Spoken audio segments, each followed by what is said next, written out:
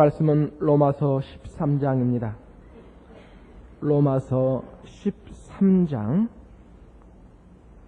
1절, 2절 말씀 봉독하겠습니다. 신약성경 257페이지입니다. 각 사람은 위에 있는 권세들에게 굴복하라.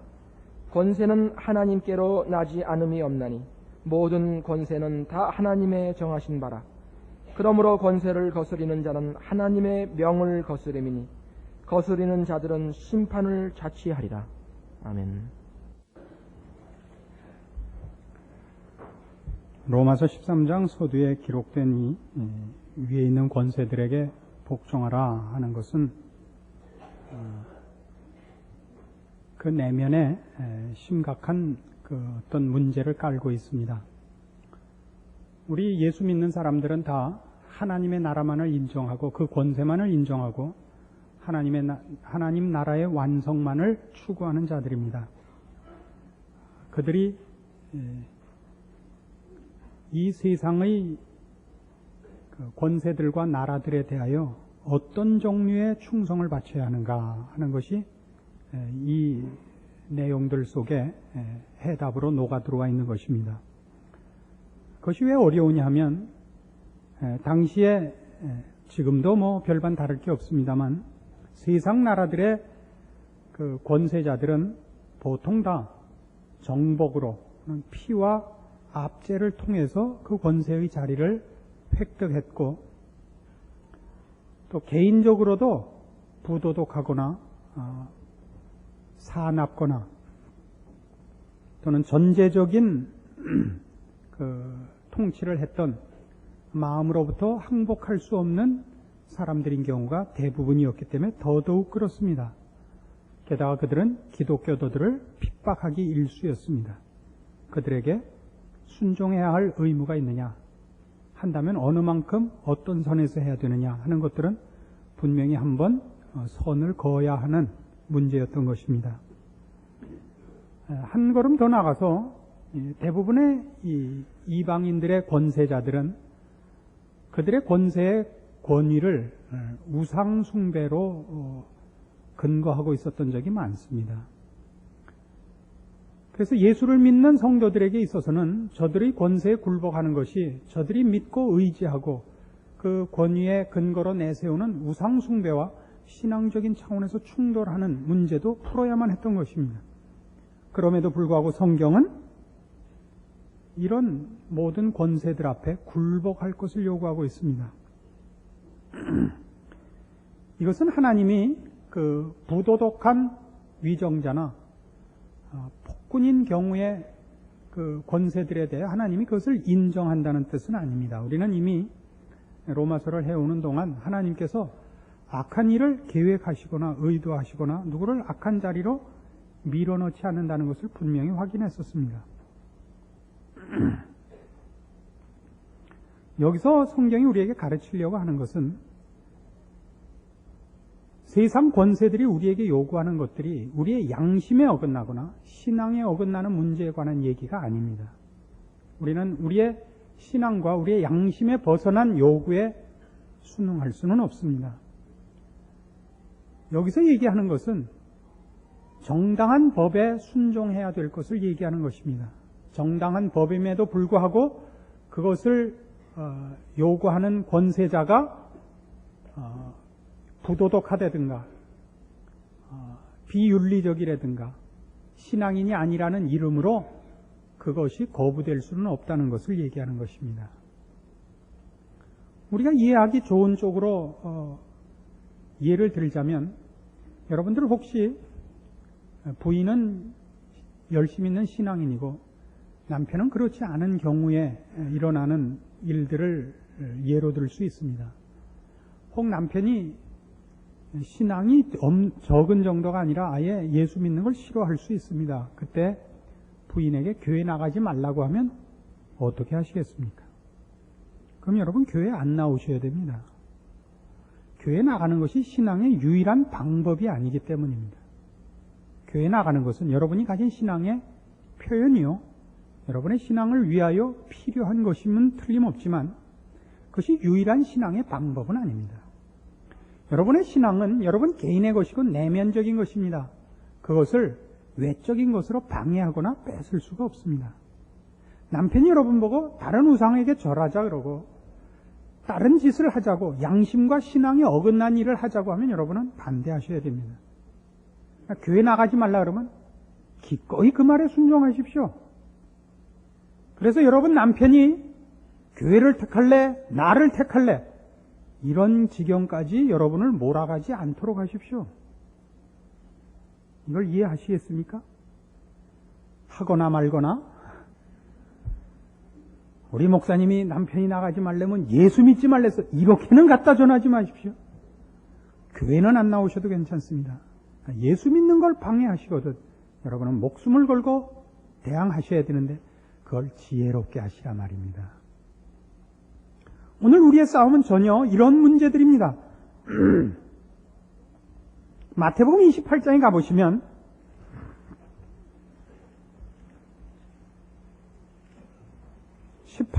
마태복음 28장 18절에 이런 유명한 말씀이 있습니다. 예수께서 나와 일러 가라사대 하늘과 땅의 모든 권세를 내게 주셨으니 그러므로 너희는 가서 모든 족속으로 제자를 삼아 아버지와 아들과 성령의 이름으로 세례를 주고 내가 너희에게 분부한 모든 것을 가르쳐 지키게 하라. 볼지어다 내가 세상 끝날까지 너희와 항상 함께 있으리라. 주께서 하늘과 땅의 권세를 가지시고 우리를 보내십니다. 주께서 우리와 항상 함께 있겠다고 약속하셨습니다. 이 말씀을 그래서 우리가 신앙생활을 하는 한 세상의 어떤 것들도 우리를 방해하거나 우리를 곤란하게 할 수 없다고 믿는다면 잘못입니다. 마태복음 10장으로 가보시죠. 1절입니다. 마태복음 10장 1절. 예수께서 그 12제자를 부르사 더러운 귀신을 쫓아내며 모든 병과 모든 약한 것을 고치는 권능을 주시니라. 7절. 가면서 전파하여 말하되 천국이 가까웠다 하고 병든 자를 고치며 죽은 자를 살리며 문둥이를 깨끗하게 하며 귀신을 쫓아내되 너희가 거저 받았으니 거저 주어라. 16절. 보라 내가 너희를 보냄이 양을 이리 가운데 보냄과 같도다. 그러므로 너희는 뱀같이 지혜롭고 비둘기같이 순결하라. 사람들을 삼가라. 저희가 너희를 공회에 넘겨주겠고 저희 회당에서 채찍질하리라. 또 너희가 나를 인하여 총독들과 임금들 앞에 끌려가리니 이는 저희와 이방인들에게 증거가 되게 하려 하심이라. 아까 마태복음 28장 18절 이하에서 본 바와 같이 주께서 우리에게 하늘과 땅의 권세를 주신 분으로서 권세 있게 명령을 허락하셨습니다. 주신 명령을 수행하며 이루는 데 있어서 그가 가지신 그 권위가 이 일을 이루는 큰 이유가 될 것입니다. 그래서 제자들에게도 더러운 귀신을 쫓아내고 모든 병과 약한 것을 고치는 권세를 주었습니다. 아까 본 우리 8절에 보시면 병든 자를 고치며 죽은 자를 살리며 문둥이를 깨끗하게 하며 귀신을 쫓아냅니다. 그러나 16절 이하에서 본 바와 같이 예수 믿는 자들은 이런 권세를 받고 세상에 나갔음에도 불구하고 공회에 넘겨지고 회당에서 채찍질함을 받습니다. 이것이 우리가 가진 권세와 세상이 가진 권세 간의 차이입니다. 우리는 하늘과 땅의 권세를 주신 이의 명령을 받았고 그래서 이 세상이 하지 못하는 귀신을 쫓아내고 문둥이를 깨끗이 하고 죽은 자를 살리는 권능을 가졌음에도 불구하고 이 세상 권세자들의 핍박과 저들이 휘두르는 힘에 무참한 대상이 되곤 합니다. 왜 그렇죠? 요한복음 18장에 1차적인 답이 나옵니다. 요한복음 18장 33절.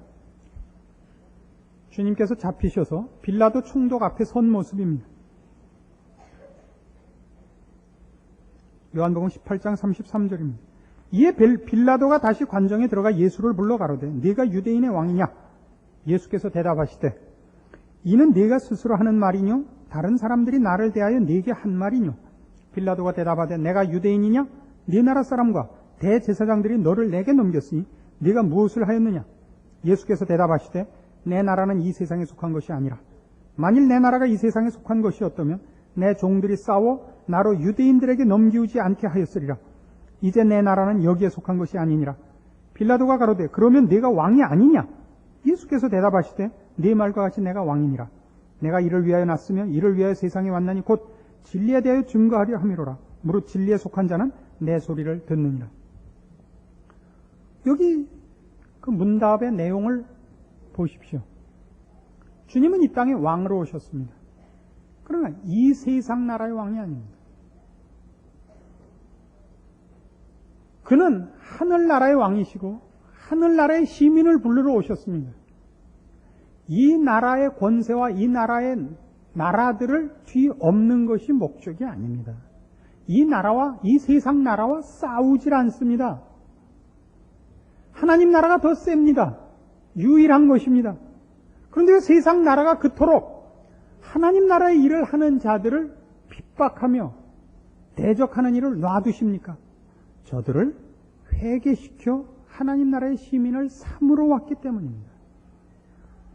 저들을 처정복하여 심판하기 위하여 온 것이 아니라 저들을 회개시키러 왔기 때문에 저들에게 회개의 기회와 항복의 기회를 주고 있는 것이 이 세상 권세와 질서를 놔두는 이유인 것입니다.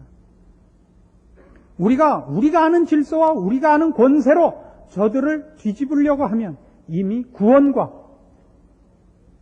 은총과 자비는 그 기회를 박탈당하게 되는 것입니다. 열왕기상 19장으로 가보십시다. 구약성경 550페이지 열왕기상 19장 11절입니다.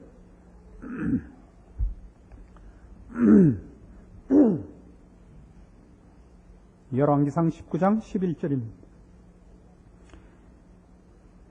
여호와께서 가라사대 너는 나가서 여호와의 앞에서 산에 섰으라 하시더니 여호와께서 지나가시는데 여호와의 앞에 크고 강한 바람이 산을 가르고 바위를 부수나 바람 가운데 여호와께서 계시지 아니하며 바람 후에 지진이 있으나 지진 가운데도 여호와께서 계시지 아니하며 또 지진 후에 불이 있으나 불 가운데도 여호와께서 계시지 아니하더니 불 후에 세미한 소리가 있는지라.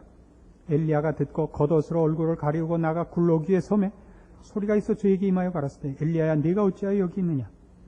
저가 대답하되 내가 만군의 하나님 여호와를 위하여 열심히 특심하오니 이는 이스라엘 자손이 주의 언약을 버리고 주의 단을 헐며 칼로 주의 선지자들을 죽였으며오며 오직 나만 남았거늘 저희가 내 생명을 찾아 취하려 하나이다. 여호와께서 저에게 이르시되 너는 네 길을 돌이켜 광야로 말미암아 다메섹에 가서 이르거든 하사엘에게 기름을 부어 아람 왕이 되게 하고 너는 또 님시의 아들 예후에게 기름을 부어 이스라엘 왕이 되게 하고 또 아벨무올라 사밧의 아들 엘리사에게 기름을 부어 너를 대신하여 선지자가 되게 하라. 하사엘의 칼을 피하는 자를 예후가 죽일 것이요 예후의 칼을 피하는 자를 엘리사가 죽이리라. 그러나 내가 이스라엘 가운데 7,000인을 남기리니 다 무릎을 바알에게 꿇지 아니하고 다 그 입을 바알에게 맞추지 아니한 자니라. 여러분 잘 아시는 엘리야 사건입니다. 이 사건은 엘리야가 하나님을 배신하고 우상을 섬기는 아합 왕과 이스라엘의 전 백성을 그 대상으로 하여 갈멜산에서 전투하여 이긴 직후에 일어난 사건입니다. 바알 선지자 400명과 대항하여 하나님만이 유일한 신인 것을 증명하였습니다.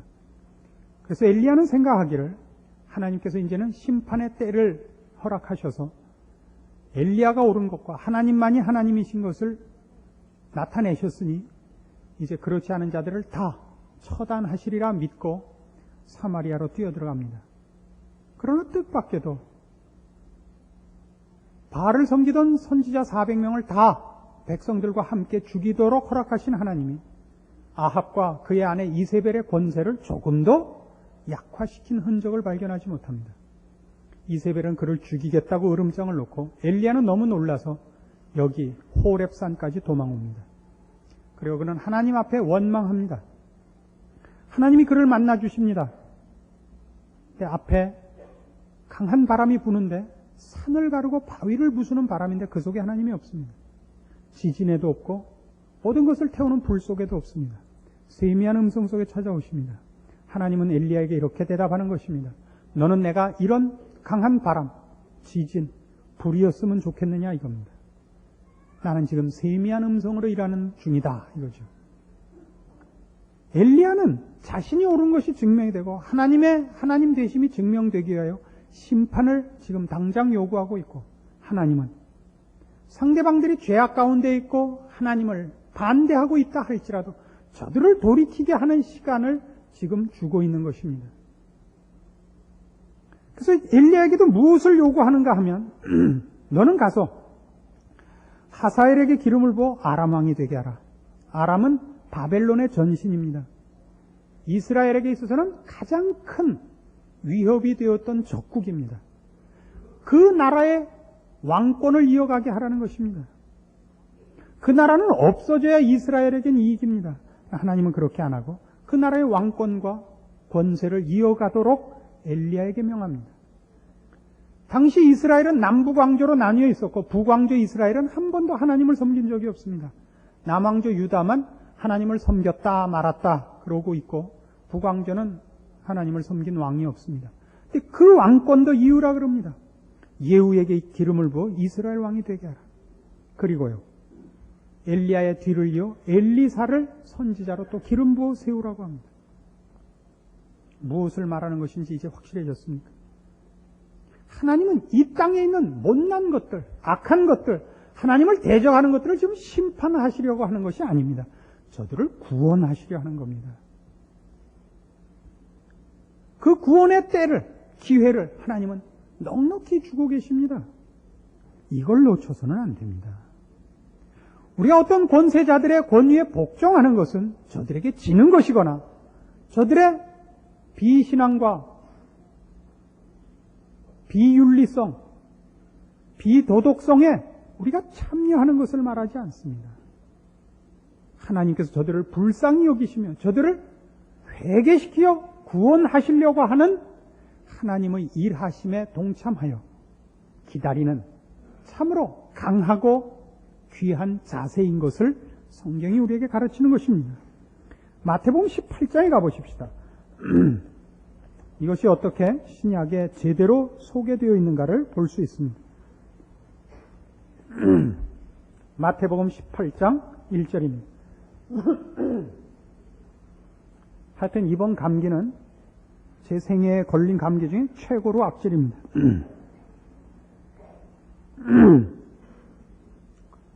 마태복음 18장 1절. 그때 제자들이 예수께 나와 가로되 천국에서는 누가 크니이까?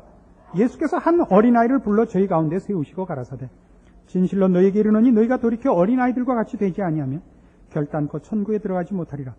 그러므로 누구든지 이 어린아이와 같이 자기를 낮추는 그이가 천국에서 큰 자니라.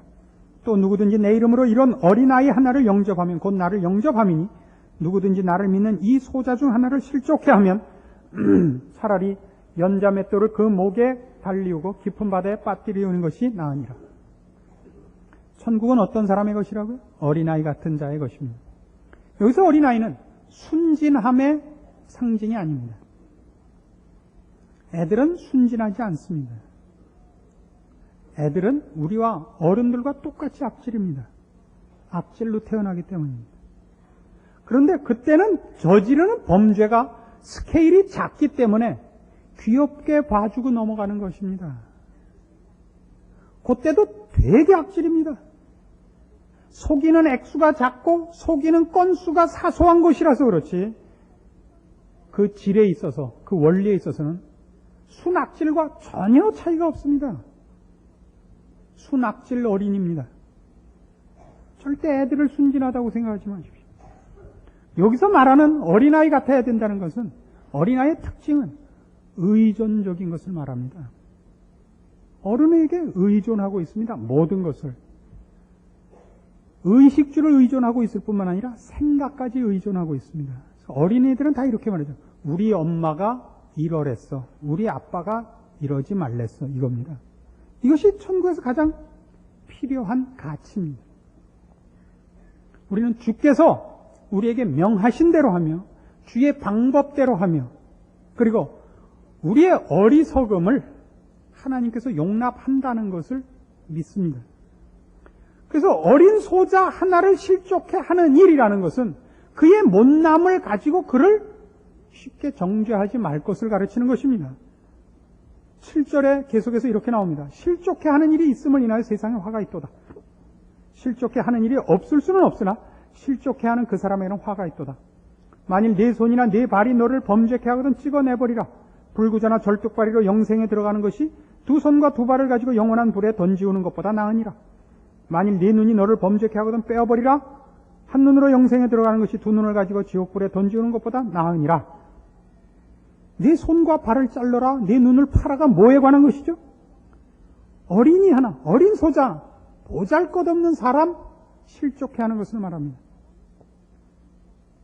그러니까 여기서 말하는 것은 윤리적, 도덕적 차원에서의 범죄가 아닙니다. 누구를 비난하고 누구를 정죄하는 것을 말합니다. 저거 왜 교회 나왔냐? 이러지 마십시오. 저건 왜 또 여기 나와 앉았냐? 째려보지 마십시오. 째려보는 것이 얼마나 큰 범죄인지 아십니까? 눈에서 총알이 나가는 겁니다. 눈총을 준다 그래요. 삿대질 하지 마십시오. 그죠? 무서운 것입니다. 여기서 레이저 광선이 나가는 겁니다. 우리가 사람을 돌로 쳐 죽이고 총으로 쏴 죽이는 게 아니라 째려봐서 죽입니다. 지난번에도 금밟아 죽은 얘기 들으셨죠? 그래서 여기 있는 실족해 하는 일, 이것이야말로 가장 중요한 원리입니다. 10절 보세요. 삼가 이 소자 중에 하나도 없인 여기지 말라입니다. 그래 놓고 12절 이하에 뭐냐면 99마리 양이 우리에 있고 하나 없으면 찾아러 가지 않겠느냐가 나오는 겁니다. 그렇죠? 그러니까 우리에게 이제 자명해졌습니다. 세상 권세자들이 악당일 수 있습니다. 못난 사람일 수 있습니다. 우리가 볼 때 그의 명령을 따를 이유가 없는 사람일 수 있습니다. 인격적으로, 윤리적으로 그가 그 명령을 내릴 자격이 없을 수 있습니다. 그러나 우리는 그가 권세를 가졌기 때문에 순종하는 것이 아니라 그를 지금 이 어린 소자, 길 잃은 양으로 보는 차원에서 그 앞에 순종하는 것입니다. 그가 돌이킬 시간을 주기 위하여 다른 싸움을 하지 않는 것입니다. 네가 정치를 제대로 하느냐 못하느냐, 네가 적법한 절차를 거쳐서 그 자리에 앉았느냐 안 앉았느냐를 싸우다가 뭘 못하게 되느냐, 그 사람이 돌이켜 회개할 기회가 박탈된다 이겁니다. 우리는 그건 우리 임무가 아닌 것입니다. 알아들으십니까? 이건 중요합니다. 왜요? 우리는 결국 우리의 신앙생활에 있어서 가장 큰 하나의 장애물을 이 원리 속에서 해결할 수 있기 때문입니다. 우리의 신앙생활에 가장 만족하지 못하고 불만인 것은 이것들입니다. 왜 하나님이 이런저런 것들을 안 줄까? 혹은 왜 하나님이 저런 악당들을 제거하지 않을까? 이겁니다. 왜 하나님이 나에게 돈을 안 주실까? 건강을 안 주실까? 지식을 안 주실까? 사회적인 지위를 안 주실까? 그리고 왜 저 쓸데없는 것들이, 쓸데없는 정도가 아니라 우리의 신앙과 하나님 나라의 일에 방해되는 것들이 힘을 갖고 있을까? 아닙니다. 여러분은 가장 적당한 자리에 적당한 모습으로 있습니다. 여러분에게 환경과 조건으로서 미흡해 보이고 불만스러워 보이는 어떤 것도 여러분의 일을 하는데 방해가 되거나 부족한 것은 없습니다. 여러분은 여러분의 환경과 조건에 순응하십시오. 거기서 최선을 다하시되 그걸 충돌되게 싸우는 것이 여러분의 임무가 아니라는 것을 배우십시오. 여러분은 여러분이 처한 입장에서 최선을 다하는 신자로서 사셔야 됩니다. 여러분에겐 불만이 없어야 합니다. 여러분은 더 나은 성도가 되며 더 나은 증거를 하며 더 쓸모있기 위한 노력을 해야 됩니다. 그러나 그것이 어떤 것이 될지 우리는 모릅니다. 여러분은 여러분의 신앙생활 속에서 만나는 모든 환경과 조건을 수긍하시고 거기서 최선을 다하시고 더 나은 하나님의 사람으로 나가기 위한 일을 할지언정 불평과 불만과 하나님의 일하심에 대하여 일말의 회의도 의심도 가지실 필요가 없습니다. 하나님은 실제로 유일하신 창조주시고 주님은 하늘과 땅의 권세를 주시고 우리를 이 땅에 보내셨으며 지금 우리와 함께 하시기 때문입니다. 불만과 불평과 억울한 만큼 성도들의 무식이 증명되는 것은 없습니다. 마태복음 11장에 가시면 바로 이 싸움 때문에 이런 중요한 사건이 하나 실려 있습니다. 11장 2절입니다. 요한이 옥에서 그리스도의 하신 일을 듣고 제자들을 보내어 예수께 여짜오되 오실 그이가 당신이 오니까 우리가 다른 일을 기다리오리까? 예수께서 대답하여 가라사대 너희가 가서 듣고 보는 것을 요한에게 고하되 소경이 보며 안전뱅이가 걸으며 문둥이가 깨끗함을 받으며 귀머거리가 들으며 죽은 자가 살아나며 가난한 자에게 복음이 전파된다 하라. 누구든지 나를 인하여 실족하지 아니하는 자는 복이 있도다. 예수 그리스도로 말미암아 실족함이 있을 수 있다는 겁니다. 어떤 실족이요? 지금 세례 요한의 실족입니다. 세례 요한은 그의 존재 자체가 그리고 그의 생애 전체가 다 저분이 메시아다 하는 일 하나 때문에 존재한 사람입니다. 그가 복중에서 마리아가 온 것을 보고 기뻐 뛰놀았던 사건을 여러분 기억하실 겁니다. 그럼 그가 어떤 회의에 빠졌습니까? 이분이 메시아가 맞는가 하는 회의에 빠졌습니다. 왜요? 하시는 일이 쓸데없는 일만 하고 다니시는 거예요. 오병이어의 기적이나 행하고 그럴 때가 아니거든요. 지금 바다 위나 걸으시고 그럴 때가 아닙니다. 로마를 쳐엎고 이스라엘 백성을 괴롭히던 모든 우상을 섬기는 나라들을 다 정복하고 하나님만이 유일한 하나님인 것을 드러내시고 그를 믿는 백성들을 보상하셔야 됩니다. 그 일을 하나도 안 하고 뭐만 하고 있어요? 세리네 집에 가서 뭐 잡수시고 나사로나 살리고 지금 나사로 살리고 있을 때 세례 요한이 답답해졌죠. 당신이 오실 그 메시아가 맞습니까? 아닙니까? 주님이 뭐라고 대답하셨어요? 가서 듣고 본 대로 해라. 소경이 보고 안전뱅이가 걷고 문둥이가 깨끗함을 받으며 귀머거리가 들으며 죽은 자가 살아나며 가난한 자에게 복음이 전파된다 하라. 맞습니다. 오늘날에도 죽은 자는 다시 사는 기적이 계속되고 있습니다. 우리가 그 증인들입니다. 우리가 하나님을 몰랐었고 하나님의 크신 은총과 예정 속에서 예수 그리스도 안에서 구원 얻어 새로 살아났습니다. 우리는 더러웠습니다. 문둥병 이상의 병을 갖고 있었습니다. 이제 우리는 거룩합니다. 우리는 흑암에 있었다가 지금 비달에 와서 살고 있습니다. 우리는 과연 이 세상에 빛이고 소금입니다. 주께서 힘이 없습니까? 주의 성도들의 권세가 없습니까? 우리만이 그 권세와 진리와 생명과 힘을 갖고 있죠. 그러나 세상은 자기네가 힘을 갖고 있는 줄 알고 있습니다. 죽은 자를 살려낼 힘도, 문둥병을 고쳐낼 힘도, 흑암을 물리칠 어떤 권세도 세상은 갖고 있지 않습니다. 저들이 가진 권세는 사실은 권세가 아닙니다. 그저 몸부림에 불과합니다.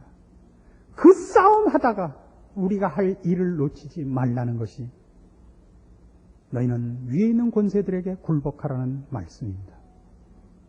여러분들의 신앙생활이 어떤 힘과 어떤 권세와 어떤 기묘한 방법으로 수행되고 열매 맺어져야 되는지 분명히 인식하셔서 승리하시는 여러분, 감사하며 사시는 여러분들 다 되기를 권하는 것입니다. 기도하십시오. 하나님 아버지 은혜를 감사합니다. 하나님께서 우리를 그 자녀라 이름 얻게 하사 이 세상을 살게 하시며 우리에게 모든 권세를 주셨으니 우리는 참으로 기쁘고 감사합니다. 이 권세 놓치지 말고 세상의 저 유혹과 시험에 지지 말고 선으로 악을 이기는 우리의 싸움을 싸워 승리하며 열매 맺는 저희들 다 되게 하시옵소서. 예수님의 이름으로 기도합니다. 아멘.